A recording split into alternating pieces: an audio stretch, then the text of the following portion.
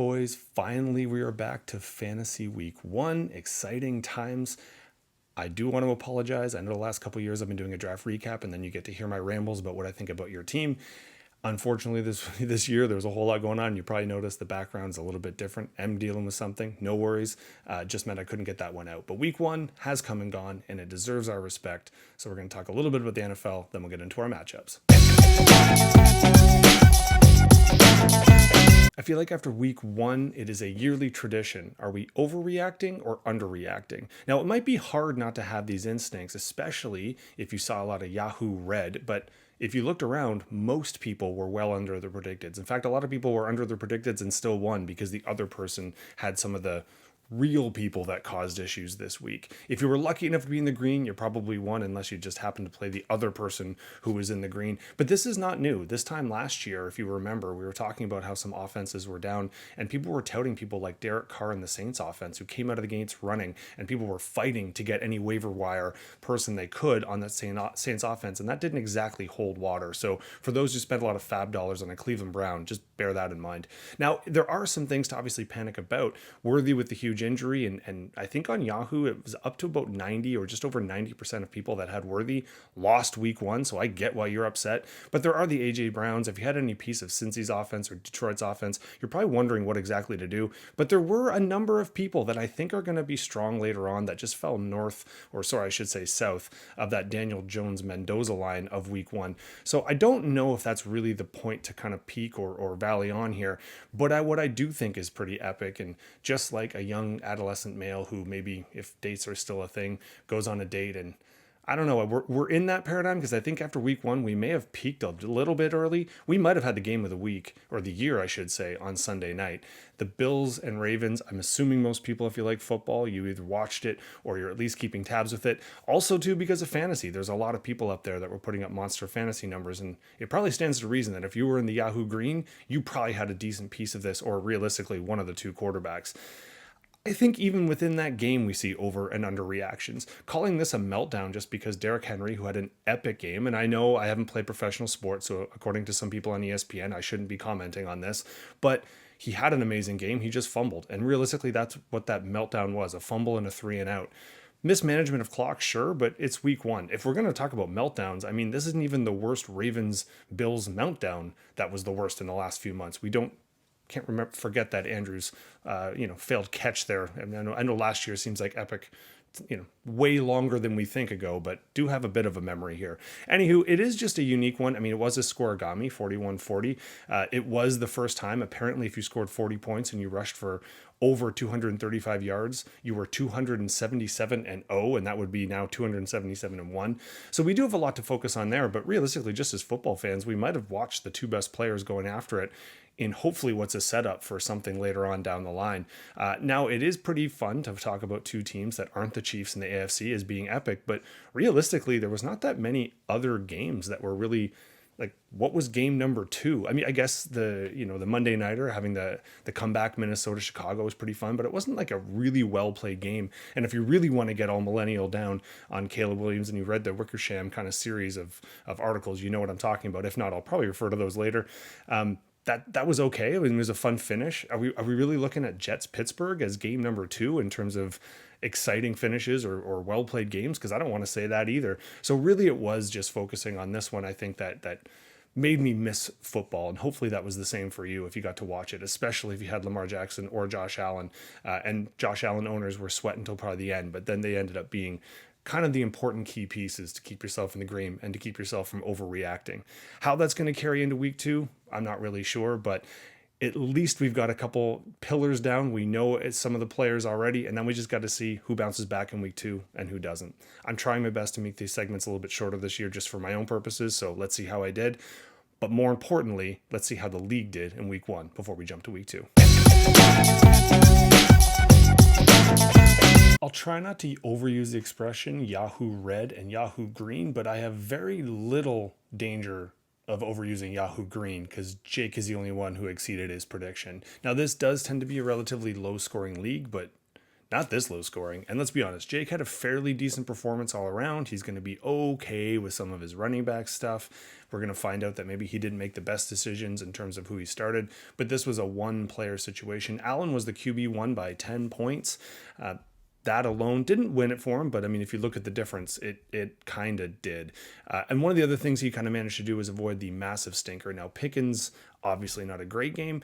Jake does have options for week 2. He did have some people on the bench. For instance, Coleman was actually our wide receiver 3, so that would have been an upgrade. Weird that he's gambling on Ridley, but not starting him, so that's a little bit of an interesting one. But we also know he's got the new Tucker, so he's getting into Ben's head pretty quickly with Baltimore's kicker. On the other side, this sucks, Chaz. I'm sorry, buddy. You were our second highest score. I'm sure you knew that, didn't need to remind you.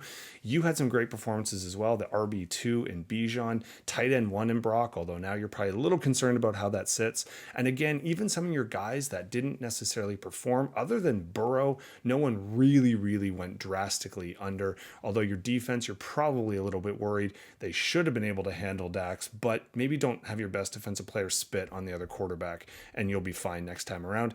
You got to be pretty happy with your quarterback performance on the bench, though, because it's your guy Caleb, and while it didn't have the result you're looking for win-wise, maybe he's just going to be that quarterback this year that gets you the fantasy points, but maybe not the points on the field. I don't know. Let's see how it rolls. Either way, sucks, Chaz, but I mean, you know that this league always comes down, and I'll say it now for the first time, and then I'll probably say it 100,000 times throughout the next 14 to 15 videos.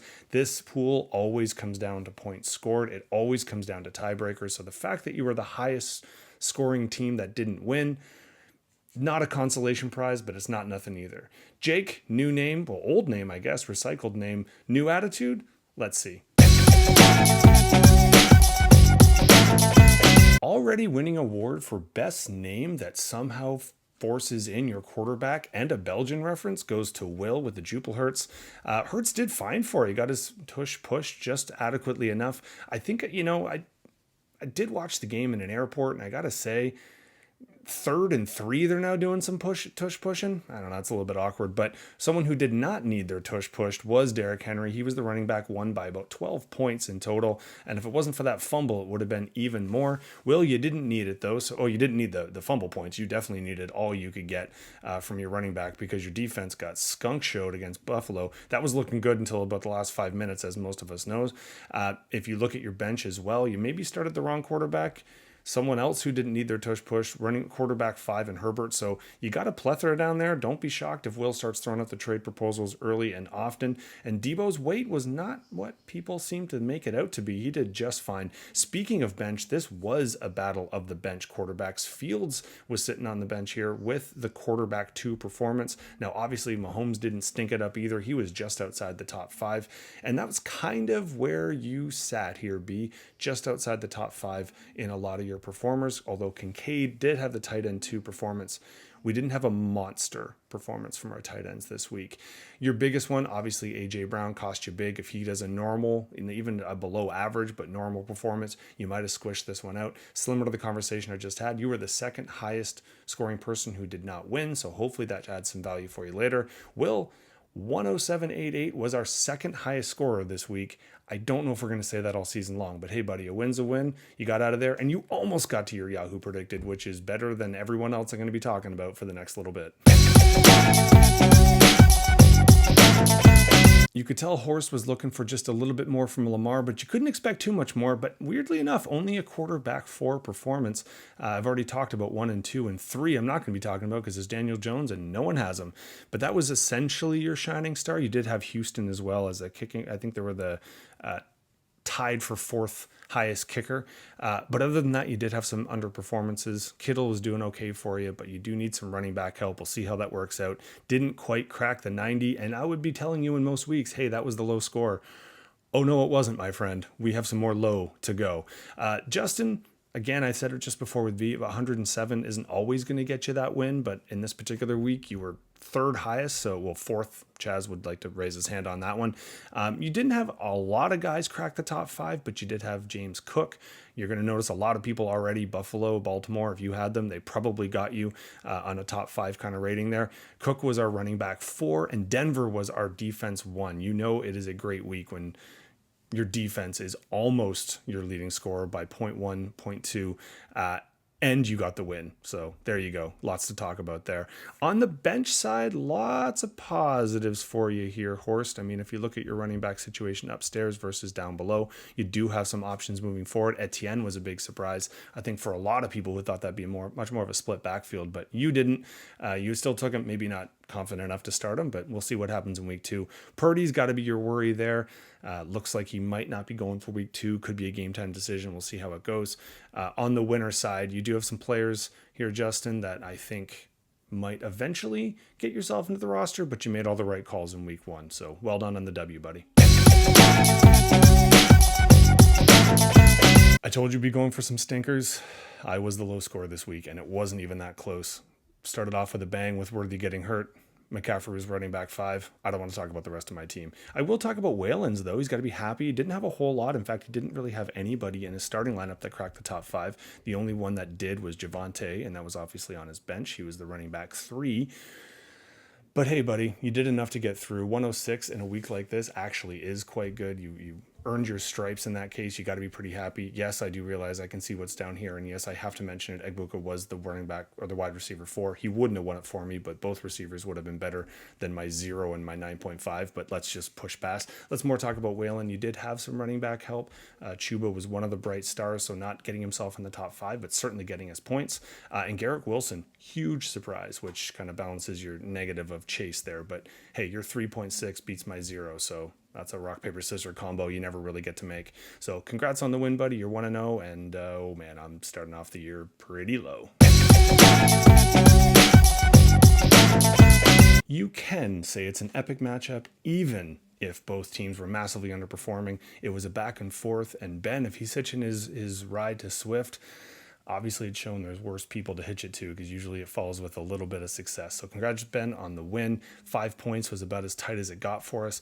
This is another one where we don't have a whole lot of people cracking the top 5. Paka Nakua was the wide receiver 5 on the week, but everybody else was just kind of skating. And I think what it came down to is what's your bottom. And then here, your wide receivers, Ben, didn't do great versus Rothwell, whose receivers did fairly pretty excellent here. Oh, sorry, I should say Kelsey was the tight end 3. There was another person that scored on there, which does kind of beat out the poor running back tight end situation here. So both teams were in that middling. Both teams could have gotten the win on a week like this, but it was Ben that got the W, and Rothwell started off 0-1, but there's at least 2 teams that had a worse week than you. So I guess feel good about that.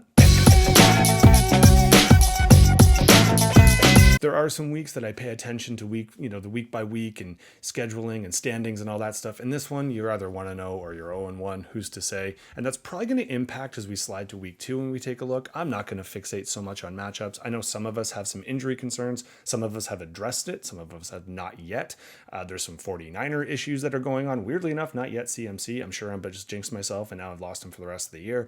Because running backs actually weirdly were healthy after week 1, and that almost never happens for long stretches of time. So just bear down on this one. Hope to the football fantasy gods that you avoid it, but it's always good to just kind of take a look. It does look like we could have some close matchups. I'm not putting too much stock in it yet. Yahoo doesn't even know what it's doing predicted wise, as you figured out. So I guess just take a flashlight, try and search around in the dark, and let's see what we come up with for week 2. As always, week 1 done and dusted. Yahoo Red was just a plague that hit all but one of us.